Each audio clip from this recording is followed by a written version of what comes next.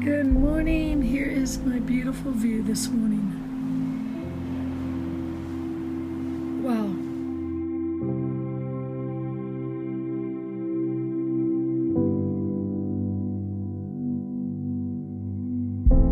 Jake is like another son to us. He went to Tahoe with us last year as well as this summer.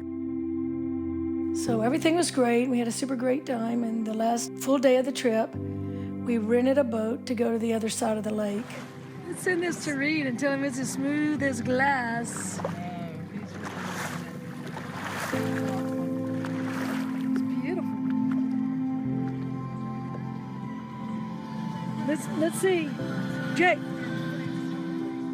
The boys wanted to go swimming, so we turned off the boat, and they got off the back of the boat and went swimming over to the rocks.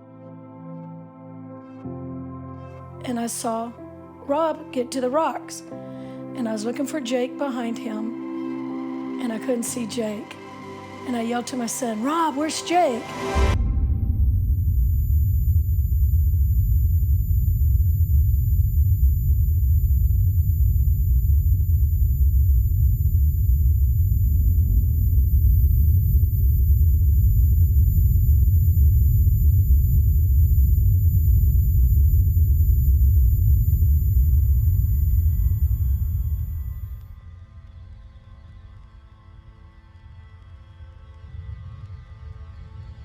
I was standing here, and all of a sudden there was a girl. She came up and she goes, "Where's the lifeguards? Where's the lifeguards?" We were kind of just doing our normal patrol. There's just like a bunch of commotion going on. I heard people yelling. We could hear people screaming. We heard some distress calls. We just looked at each other and said, something's going on out there. We started running out there. And this girl sitting on the rocks out there said, "Well, there's a boy down there." And we started swimming, and some people gave us their kayaks. And I knew it would probably take him a really long time to get out there, so I pushed him the kayak. Got the kayak out there, so we got out there a lot quicker. We just ran back to the beach and hopped on his jet ski. And I saw Jake lying on the bottom and dove in and went down. And when I got down to him, I grabbed his swim shorts. I just bent down, crouched down, and jumped as hard as I could.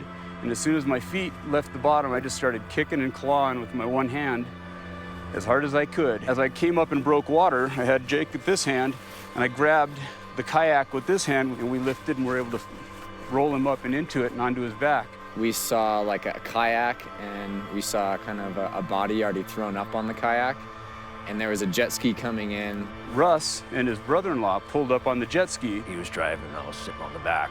Witnessed a young man that was completely motionless. His face was, as dark as my sweatshirt. And they grabbed the front of the kayak and started to pull away. We had started dragging the kayak with Jake on it back in. When we ran into the two lifeguards, They started pulling him in, but it was going slow because they have a lot of weight, to pull that. And so I was like, hold on. So that's when we swam over. I jumped up on the kayak, and I just started doing compressions right away. He was behind on the kayak, kind of balancing it, and we just towed him in from there. I started setting up medical equipment on the beach. I had to move people back and wave the jet ski in to come towards me. Carried Jake out of the kayak and got him on the sand. Everybody on the beach just went quiet. it was silence. You could have heard a pin drop on this beach, and there was 500 people out here. From about his chest up, he was completely blue and purple, pulseless, not breathing, no eye movement, no pupil response. He was essentially dead. And I just screamed. I said, please pray for Jake. Pray for Jake in the name of Jesus. I couldn't believe this was happening. I just couldn't believe it. And I just started crying out every scripture I knew. She was praying out loud for this entire beach to hear.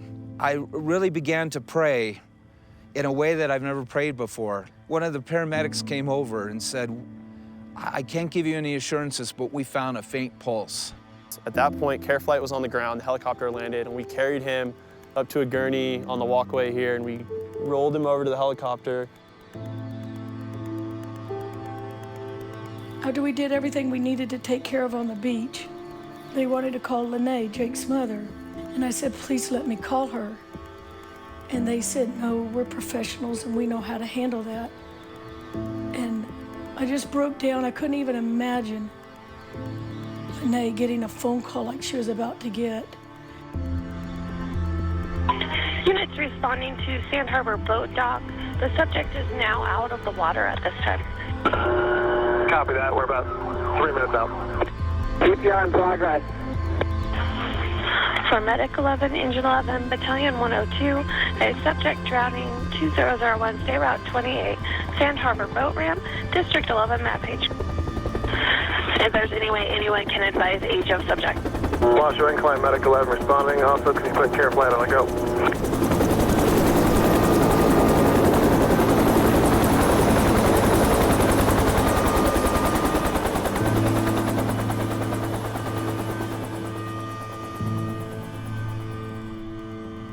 I just walked in the door and the phone rang and it said Jake, and so I picked it up and there was a lady's voice on the other end that I didn't recognize, and so immediately I knew something was wrong. She told me that she was at the hospital in Reno and that Jake had been brought in, and I said, okay, and I'm thinking, well, he's been in an accident and he's broken something, and she goes on and she says that he was life flighted in, and that he was there and he was on life support. So right then, you know, my world just stopped.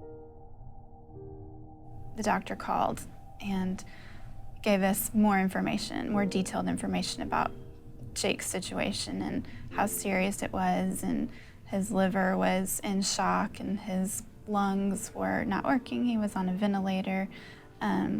His kidneys were in failure.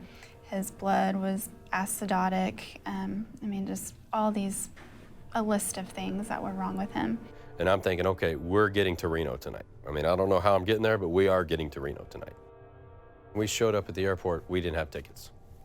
And it was probably 7 o'clock at night. And so I found a lady behind a desk, an older lady, and told her our situation. She says, oh, I'm gonna find you a plane. I'm gonna get you on a plane.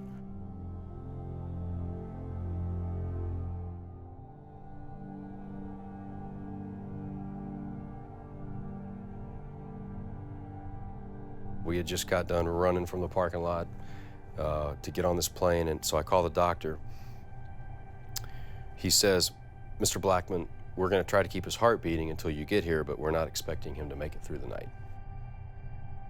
And I just remember kind of walking down and getting on the plane after I told her that, and you know, we both just kind of sat there and stared at each other on the plane for a few minutes, and we didn't really say a whole lot. So we prayed for 5 hours the whole time we're on the plane. I think we just prayed nonstop. When we were praying, she asked God, she said, if you want Jake to fight, let him fight. If you want him to rest, let him rest. And that was, you know, that was unbelievable, listening to her say that about her son, you know, when he's might already be dead. They gave us a police escort from the airport to the hospital in Reno. And when I got in the police car, I looked over, and we're driving there, and I looked over, and he was crying. The policeman was crying. And at that point, I'm thinking, okay, he's dead. I mean, I didn't panic, but that's when internally I was being prepared, trying to prepare myself for what we were about to walk into at the hospital.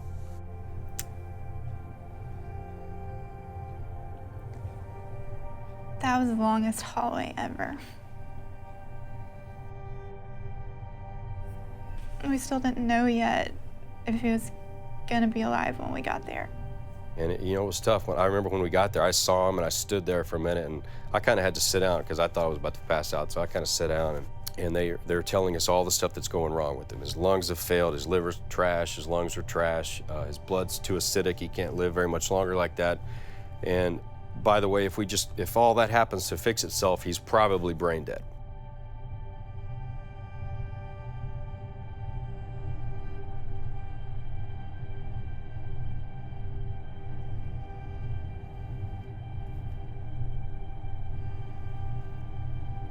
I was across the hall. I just came over to see what the commotion was about, ask if anyone needed help, and I went into the room and I realized that he was fairly young. And I said, wow, how young is this kid? And they said 19.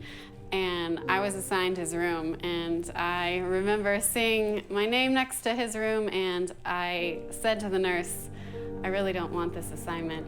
There's no way that someone could have been down and coded that many times, and the heart rates and the lack of blood pressure and everything else that he had going on, that he would survive. He's here in the intensive care unit on a ventilator, you know, unconscious, unresponsive. It wasn't good. And my initial thought was he probably wouldn't make it. The bottom line for me as the intensive care doctor was that, you know, Jake was in a full arrest. You know, he wasn't breathing and his heart was stopped. So he got CPR for about 45 minutes from the time he drowned all the way down to the hospital. And when somebody gets CPR for a prolonged period of time, we kind of expect the worst. So in my mind, I'm kind of preparing, you know, Lene and Keith for the worst, that their, you know, young son's not gonna wake up.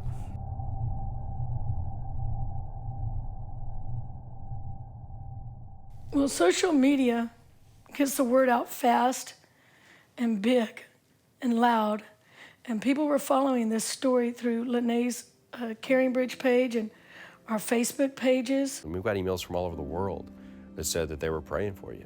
From the time he went down to the bottom of the lake to the time he got to the hospital, I mean, how many, was there 20,000 people praying for him by that time? I mean, I don't know.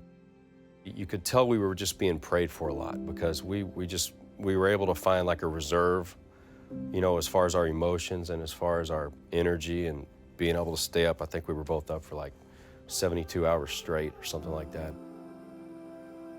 So when Jake was brought into the hospital and they got him stabilized, they put him in an induced coma for 24 hours, and that means they lowered his body temperature to a certain degree so that his organs could just rest. The next day, they were going to start bringing him out of that induced coma. They said, don't really expect anything, and the first time, they said, open your eyes. He barely raised his eyebrows just a little bit. So he did respond. Okay, can you open your eyes? There was one point, I believe it was Saturday night, I had stayed in his room like most nights, and I was asleep on the pull-out couch, and Kyle, the nurse, he said, Lene, come over here. And so I got down in his face, and his eyes were open, and I said, can you see me? And he nodded twice. That was awesome. It really was awesome. Probably a day or so after he had really woken up, when he still had the ventilator, so he couldn't talk yet, but I could tell he was asking for something, and I figured out he was asking for his phone. He wanted his phone, and so I gave it to him, and he remembered his passcode. And so that's when all the doctors and nurses were like, we're good. They would try to get him to write on this dry erase board, and it was obvious that he couldn't do it, but it was frustrating to watch. It was hard to watch. He went from not being able to, I mean, they were lifting his hand up to, he went from there to texting with his friends in 3 days.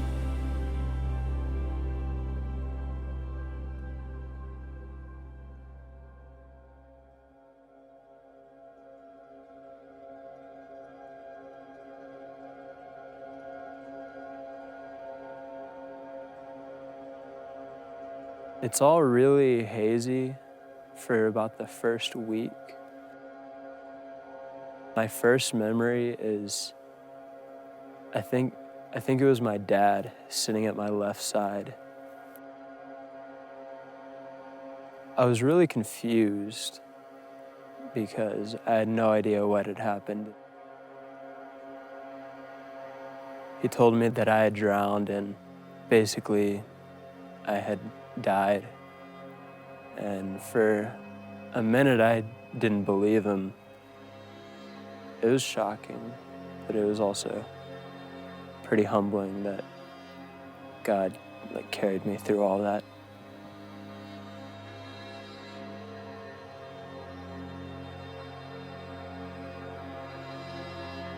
He really looked like he was dead and that there was not hope, but there was hope. Yes. You know, God resurrected Jake.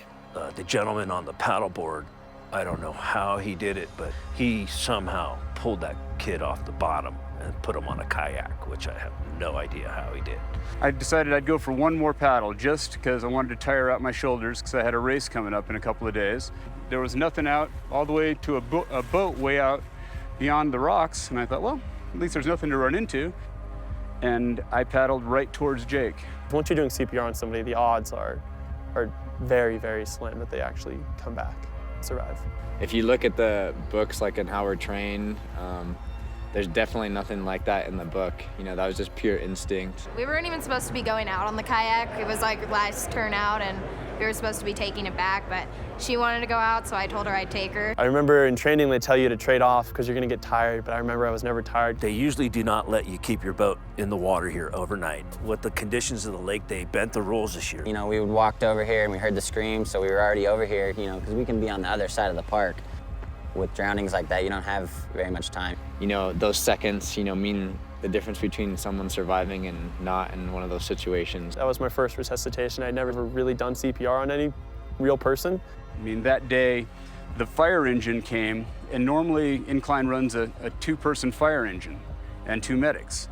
And that day they had 4, and all 4 of the people in the engine were paramedics. Normally it's 1.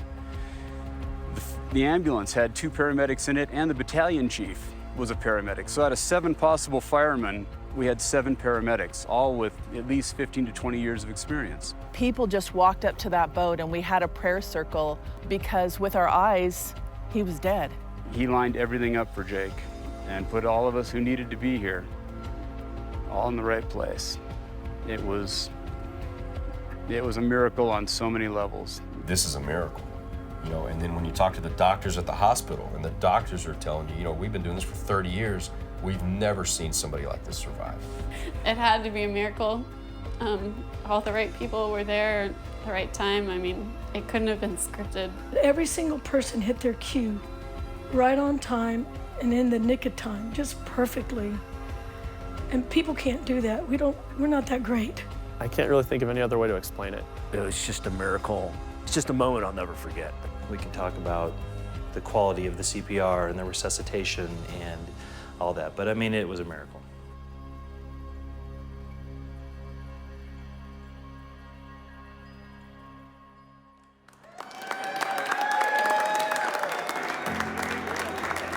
I just look around this room and I see all the parts that you played, and I know that none of you are in it for the credit. So many of you had said, oh, well, I didn't do a lot. But when seconds counted for Jake, I think that every hand that was involved was just as important as the other. It's a more special deal now when we sit down and have dinner, and there's all 5 of us there. I always look at Jake and imagine that chair being empty. And because of all you guys in this room, you know, it's not empty anymore, and we got him. Words can't describe how intense it is and how beautiful it is to see God. This is what absolute pure joy must feel like. Jake has already reached thousands of people with the miracle that God bestowed upon him.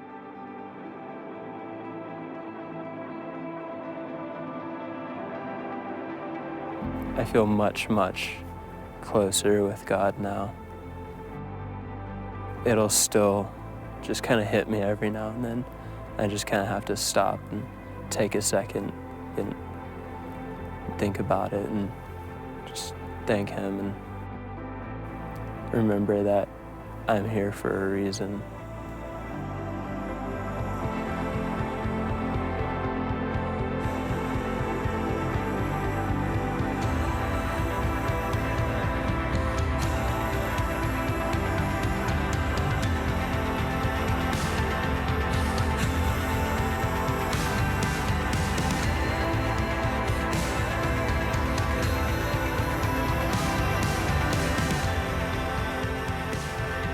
I was dead on the bottom of the lake right out there. I'm not supposed to be alive. Jesus he's a guardian. And he was out there with me on the lake,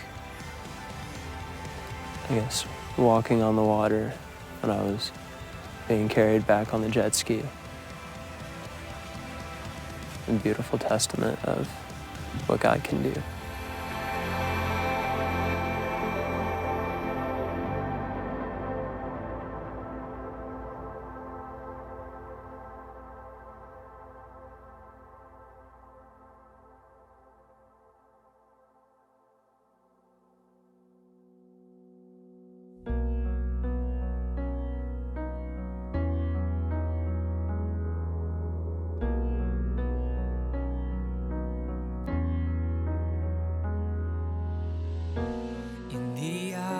That are darkest,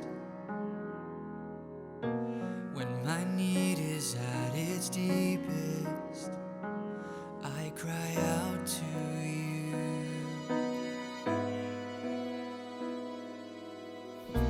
When my faith is at its weakest, when I'm desperate, only Jesus, I reach out to you. I reach out to you, for you are faithful. Oh God, your mercy will deliver me. You reach into the depths and rescue me. God be praised. When I am lost, you make a way for me. You are the air I breathe. God be praised. In your kindness you have chosen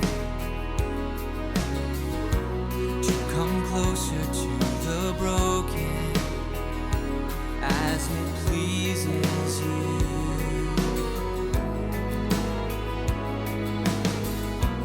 Never changing in your goodness,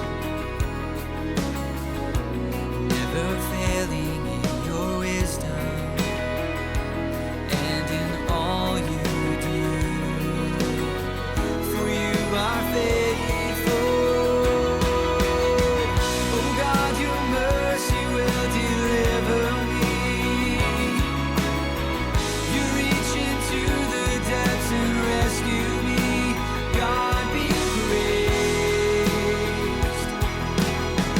When I am lost, you make a way for me. You give me life, you are the air I breathe.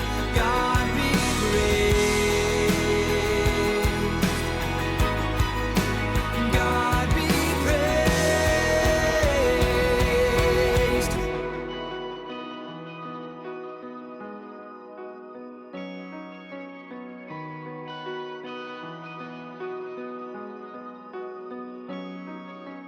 God be praised, though you give and take away.